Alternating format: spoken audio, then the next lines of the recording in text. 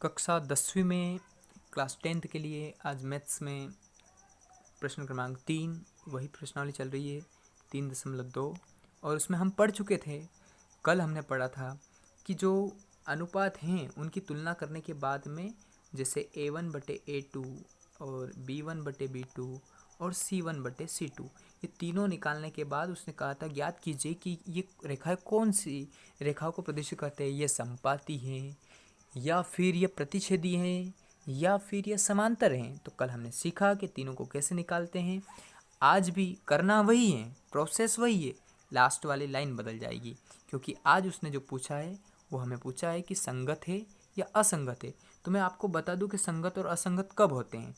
जब कोई हल होगा, कोई भी हल होगा भैया, 3 प्रकार के हल होते हैं। एक अद्वितीय हल होता है, ये हमने पढ़ लिया। एक होता है अनेक हल, अनंत अनेक हल, और तीसरा होता है कोई हल नहीं। तो मैंने क्या कहा, आपको ध्यान कैसे देना है, कोई हल नहीं ये होता है थर्ड वाला। आपको ध्यान कैसे याद रखना है, इनको याद कैसे रखें। अद्वितीय हल, पहले में क्या लिखा हुआ है, अद्वितीय हल, दूसरे में लिखा है अनेक हल। इन दोनों में हल हैं और तीसरे में कोई हल ही नहीं है। इसका मतलब याद रखने का सबसे अच्छा तरीका कि कोई हल ही नहीं है तो वह असंगत है, कोई हल ही नहीं है तो असंगत, और अगर कोई हल है तो संगत। भाई पहला क्या है, अद्वितीय हल, तो हो जाएगा संगत। अनेक हल है, अनेक हल के लिए आश्रित संगत भी कह सकते हैं। संगत तो होगा लेकिन आश्रित संगत होगा। और पहले वाला सामने दिख गया, अद्वितीय हल है, मतलब अद्वितीय हल तो हैं तो हो जाएगा वो संगत। दूसरे वाला अनेक हल तो आश्रित संगत, और तीसरे वाला में कोई हल नहीं तो ये हो जाएगा असंगत। ये सिंपल सा आपको पहचानने का तरीका। कल भी 2 समीकरण थी, आज भी तीसरे के पहले में 2 समीकरण हैं। दी गई समीकरण नोट करेंगे। 3x + 2y = 5, 2x - 3y = 7। ये दोनों समीकरण नोट कर ली हमने। 1 और 2 नाम भी दे दिया हमने। और कल वाली ही लाइन लिखेंगे, समीकरण 1 व 2 की तुलना समीकरण निकाय के व्यापक समीकरण a1x + b1y + c1 = 0, a2x + b2y + c2 = 0 से करेंगे। अब देखो यहाँ एक बहुत अच्छी एक बात समझने लायक ये है कि बराबर के इधर 0 हैं और हमारे पास जो समीकरण है उनमें बराबर के उधर 0 नहीं है। मतलब ये कि इन दोनों 5 और 7 को हमें इधर लाना पड़ेगा। तो आप नहीं लाएं और डायरेक्ट भी करें तो हो जाएगा। बस ये ध्यान रखना है कि ये बराबर से उधर प्लस का है तो इधर लाएंगे तो माइनस का हो जाएगा, और ये 7 प्लस का है इधर आए तो माइनस का हो जाएगा। तो C1 और C2 का मान ध्यान रखना है, जब लिखें तब आपको अच्छे से आना चाहिए। आगे बढ़ते हैं, तुलना करते हैं। तुलना करने का तरीका मैंने बताया कि 1 दिखें जैसे A1 तो आपको देखना है पहली समीकरण में, और 2 दिखें तो दूसरी समीकरण में देखना है। तो अभी देखते हैं A1 की तुलना कर रहे हैं हम यहाँ से। तो A1 = कितना आएगा भैया, 3 आएगा। x के आगे जो रहता है वो A1 A रहता है। अब अगर 1 है तो पहली समीकरण देखना है और 2 है तो दूसरी में देखना है। और y के आगे b रहता है। अगर 1 लिखा हुआ है तो पहली में देख लो, 2 लिखा हुआ है तो दूसरी में देख लो। c का मतलब कांस्टेंट यानी कि संख्या जो अचर हैं वो वाली, बिना x और बिना y वाली, ठीक है।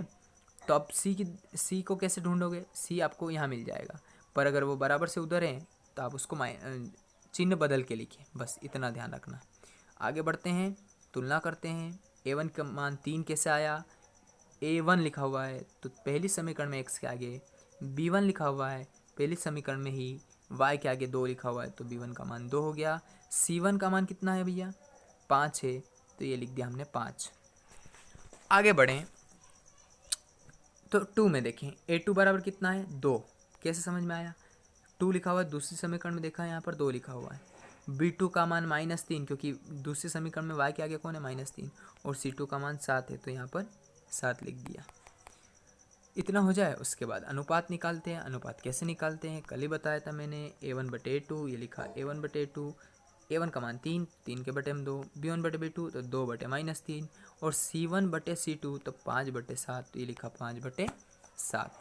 सभी मान निकालना अच्छे से आ जाएं उसके बाद में देख लेते हैं कि क्या ये दोनों बराबर हैं। अगर ये दोनों ही बराबर नहीं है तो तीसरे की कोई आवश्यकता हमें नहीं होगी, और यदि ये दोनों बराबर हैं और तीसरे को देखेंगे फिर पहली कंडीशन ये है कि 3/2 - 2/3 के बराबर नहीं है तो हम यहाँ लिख देंगे।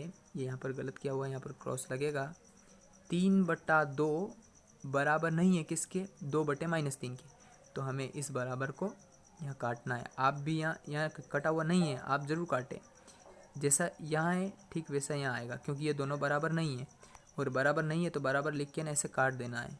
जैसा नीचे यहाँ पर कटा हुआ है ठीक वैसे यहाँ पर यह मिस्टेक है, आप ज़रूर इसको बराबर लिख दें, फिर ऐसा क्रॉस लगा दें, क्योंकि 3/2 बराबर नहीं है 2/-3 के।